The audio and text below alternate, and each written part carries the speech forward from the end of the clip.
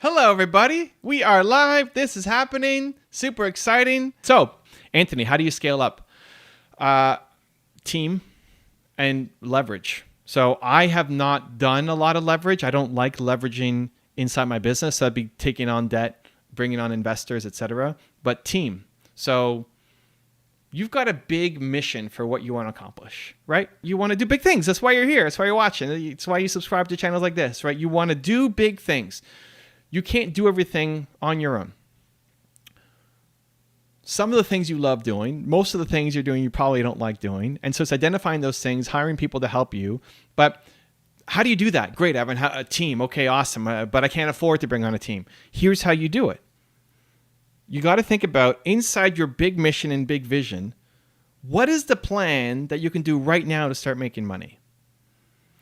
For example, a lot of people who are doing thought leadership stuff in my Movement Makers program, they want to be speakers. They want to be authors, right? Well, you can. That's awesome. Do it. And that's a long path.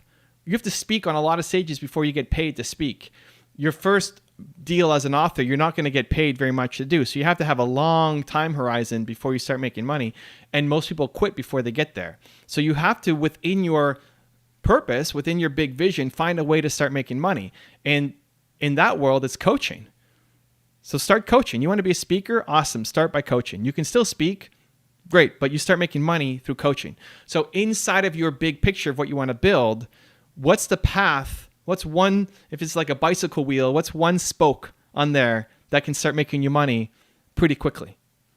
Because once you start making money, one, it's great, right? Like you have hope and belief and momentum and you can pay your own bills and eat nicer food and all sorts of stuff. I remember when I was making $300 a month. So when I made a little bit of money, it's like, ooh, I can eat a meal instead of having to eat the same bean salad lunch every day. That's really good. But two, it allows you to then work on helping to have team come on board. So inside of your big vision, how can you start to make money right away or as soon as right away as possible? So then you can afford to hire people so you can continue to scale. But if you're thinking scale, back to the original question, it's leverage and team. I'm risk adverse, so I don't like leverage. I don't want to go into debt. I don't want to have partners where I'm losing equity in my business. So then it's team. And I have 37 people on my team now who help me with what I do. And if I didn't have them, I would not be nearly as effective. I would not be nearly as productive. We would not have all the channels and do all the work that we're doing. So the team really, really helps make that happen. Vicky, I want to speak, but I'm shy. Me too. You may not believe it, but I'm really shy. I'm introverted. I'm shy. This was one of my biggest holdbacks when I was getting started, that I felt that I would never be successful because I was shy and I have no natural need to be in front of the camera. It was something I fought with my agent for years on. It's like, Evan, your problem is you don't want to be famous. You're like, yeah, what's wrong with that? I'm good. Like, well, when it finally sunk in was, it's not about you being famous. It's about the more people who know you, then the more people can connect to your message. And so how I get over the shyness, because my natural instinct is always don't do it. Like, don't go live. I'm too shy. Maybe I won't know the answer to the question. I'm afraid of disappointing people. Even as we're doing this live, like I see all these questions and I know I'm not answering them. And I'm in my head, it's like, oh my God, I don't want to disappoint people for not answering all their questions. Because there's no way I'm going to get to all these questions before the time. Like it's scrolling. I already missed a whole bunch of questions, right? What you have to do is get out of your head and connect it to service, because you want to help. Yes, you're shy and you want to help. And we all have this story for why we can't win, right? And if we can think not about us, like I am shy is very you focused. Think about who you're serving. Who are you going to help? You want to speak? You want to have, that means you want to have an impact. You want people to be touched by the message you're going to create when you share, whether it's on stage, making videos, etc. Think about them. Think about them, that your message might save somebody's life. Your message today might legitimately save somebody's life, and now you're not going to do it because you're shy, right? Like when you can put your mind in a state of service instead of selfishness, you move towards actually doing the action. So I'm shy, and I get up and I still procrastinate every video day. Before I make videos, I'll procrastinate for 15 minutes or so before I press record and make the content.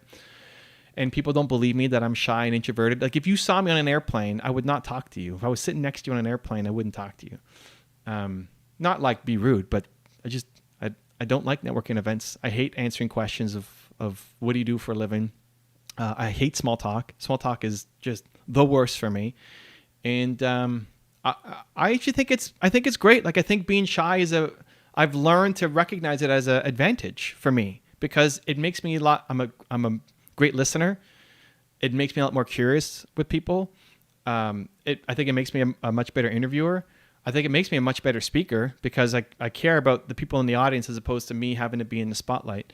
And so that's taken a while because I would look at Mark Cuban or Kevin O'Leary or people who seem to be very gregarious, type A personality, extrovert. It's like, oh, well, that's not me. So therefore I can't win. And so I've had to, that's taken years. So hopefully you can get there a lot faster. But the answer is through service. Just think about who you are trying to help and that they need you, and you have to summon the courage to go help them. What to with regrets of time waste? So you're worried that you're wasting time and you're regretting it. Spend less time thinking about the results that you're getting and more about the effort you're putting in. Like when you can learn to tie your self-worth to the efforts that you're putting in instead of the results, that's when you actually start to win. Results matter, of course. That's how you're going to have ultimate success. But what ends up happening is you're so worried about this thing working, and is it the right thing or the wrong thing or the right thing or the wrong, do I do this way, that you're just stuck doing zero, and days have gone by, weeks have gone by, months have gone by, years have gone by, and you're still sitting on your great idea. Meanwhile, somebody with less heart than you, less talent than you, less skills than you, less desire than you has gone out and just done it and made millions of dollars off of your idea because they just started doing it. And so you get an idea, do it. One of the things that have helped me the most is idea to action. Idea to action, idea to action, idea to action. Don't judge the idea anymore. Just do it. As long as you're in a positive state of mind, right? Like if you're really angry or jealous or something, okay, those are the ideas that you maybe don't want to do right away. But if you're in a positive state of mind, idea to action. How did this start? This was yesterday. I was thinking about you guys. Like, I should do a YouTube live. Okay, perfect.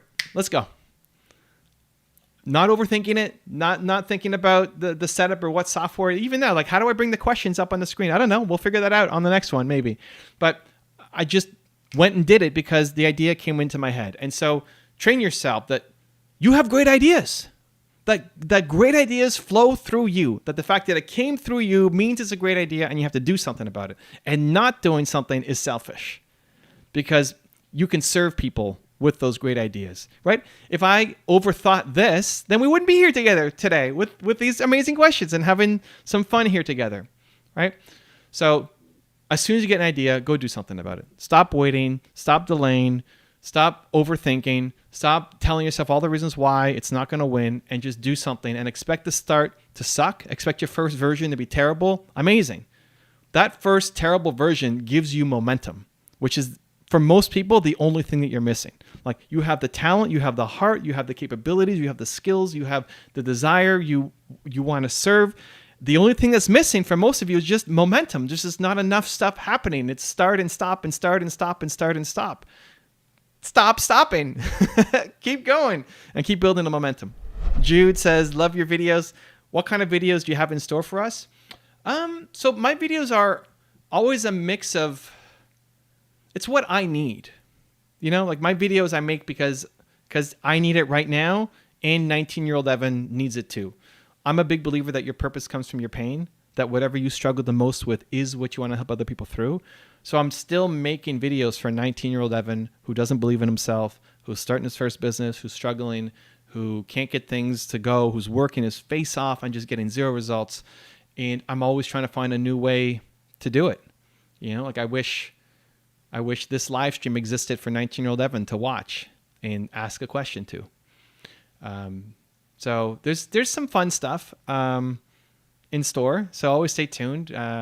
Bringing new people on the channel. We just had Tony Robbins did an interview on Sunday that went up. That was tons of fun. That's the third time he's been on, and I'm still always nervous every time before we get on and do an interview together. But the key thing there, again, is still not letting those nerves be a reason for you to stop. right? The people who've had success that you look up to, that you admire, it's not that they're less afraid. They just had more courage to go off and do the thing. They had the same fears that you're struggling with, that I'm struggling with. It's just a difference in the courage to say, I'm afraid and I'm going to go and do it anyway. I'm afraid and I'm going to go through, as opposed to I'm afraid and that's a good enough reason for me not to execute. If you want to see an awesome one-on-one I did with an entrepreneur just like you, check out the video right there next to me. I think you'll enjoy it. Continue to believe, and I'll see you there.